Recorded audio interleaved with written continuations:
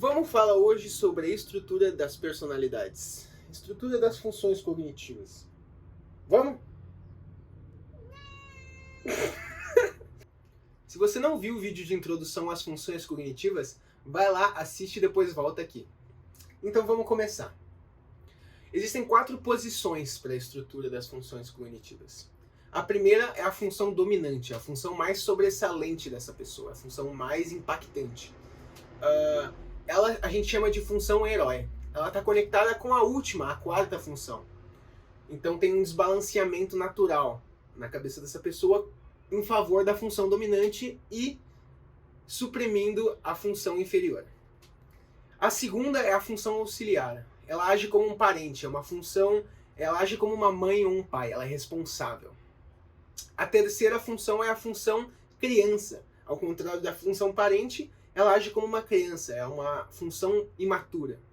A segunda e a terceira função também são conectadas. E a função inferior, a 4ª e última função, que tem a ver com constrangimento e idealização. Então é uma coisa que a pessoa nota que é importante, mas ela não tem isso muito forte na personalidade dela. Vamos entender um pouco mais sobre as letras, então. As 2 letras do meio é o principal. Elas são as letras principais, porque as 2 outras letras, a primeira e a última, elas se referem às 2 funções que são as do meio.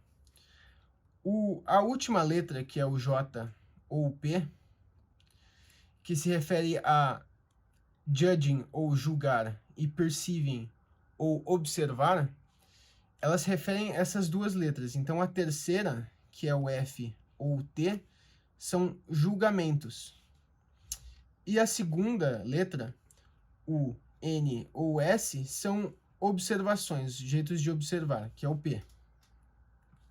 Tá? Então, o que a última letra mostra é que quando uma pessoa é J, por exemplo, ela vai mostrar, ou seja, ela vai ser extrovertida, a função F ou T, que vai ser a letra que vai estar aqui. Então, por exemplo, se ela for um F e for um J, ela vai ter a função... Se ela for um FJ, ela vai ter a função sentimento extrovertido. Mas, por exemplo, se a primeira letra for um I e vamos dizer um S, mesmo que ela tenha o J e o sentimento extrovertido, a primeira função dela vai ser sensação introvertida. E a segunda vai ser sentimento extrovertido. Então vamos pegar outro exemplo para entender de novo.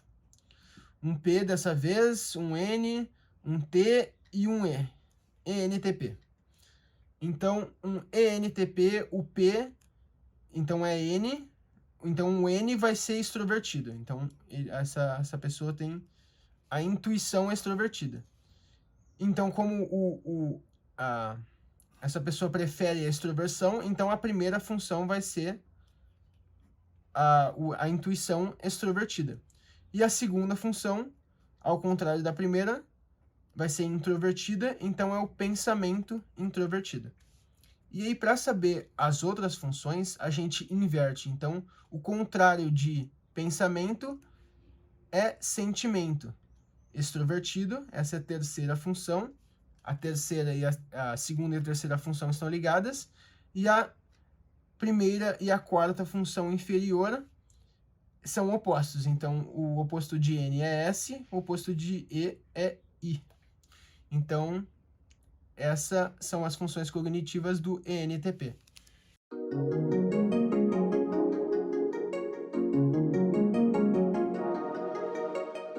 A função primária, a função dominante, por que a gente diz que ela é um herói? Ela age como um herói? Porque ela é uma área de força, impacto e orgulho dessa personalidade. Então a função dominante, ela caracteriza a personalidade. É a função que ela mais conecta com o mundo, mais interage com o mundo, é pela função dominante. Então, por isso, ela age como herói porque ela tem orgulho, força e impacto no mundo. A função dominante consegue fazer coisas que mais ninguém consegue.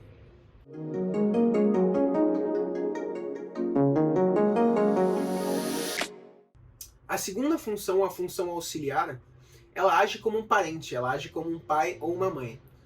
E ela auxilia a função dominante a fazer a sua função. Por que a gente diz que ela é uma função parente? Porque ela se responsabiliza sobre aquela função. Então, por exemplo, uma pessoa com um sentimento extrovertido vai se responsabilizar pelo sentimento e valores das outras pessoas. Enquanto uma pessoa com um sentimento introvertido auxiliar vai se responsabilizar pelos próprios sentimentos e valores. Então, esse é um exemplo. A função auxiliar é sobre proteção e segurança. Então, por isso que ela age como um parente, se responsabilizando sobre isso.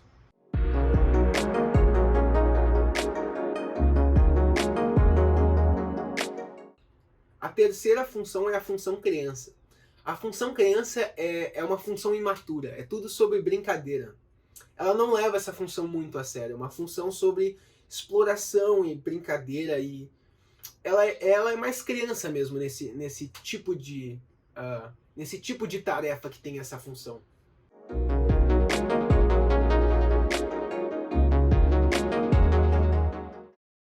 E a quarta e última função é a função inferior, conectada à função dominante. A função inferior é sobre idealização e constrangimento. Por quê? Porque ela tem essa função, ela vê valor nessa função, mas ela não necessariamente gosta de fazer isso. Ela tem dificuldade em fazer essa função. Como ela prefere a função dominante, é muito fácil escolher a função dominante sobre essa. Então, quando uma pessoa, por exemplo, critica a função inferior da pessoa, a pessoa vai levar muito mais a sério do que se uma pessoa criticasse a função dominante dela. Ela vai falar tipo assim, não aceito. Por quê? Porque eu sei que eu sou bom nisso, digamos. E quando a pessoa diz que eu não sou bom na minha função inferior, é um ataque à minha pessoa. Porque tu tem razão, eu não sou bom na minha função inferior. Tu tem razão. Então então é muito mais ofensivo para essa pessoa. Então essas são as 4 posições na estrutura das funções psicológicas. A função dominante, a função primária, a função herói, a função secundária, a segunda é a função parente, responsável, a função terciária, a função criança, imatura, a quarta função é a função inferior, sobre constrangimento e idealização. Então aqui chegamos no final do vídeo, espero que você tenha gostado, espero que você tenha entendido um pouco mais sobre a estrutura das funções cognitivas. Se você gostou, se você tem alguma dúvida, deixa nos comentários.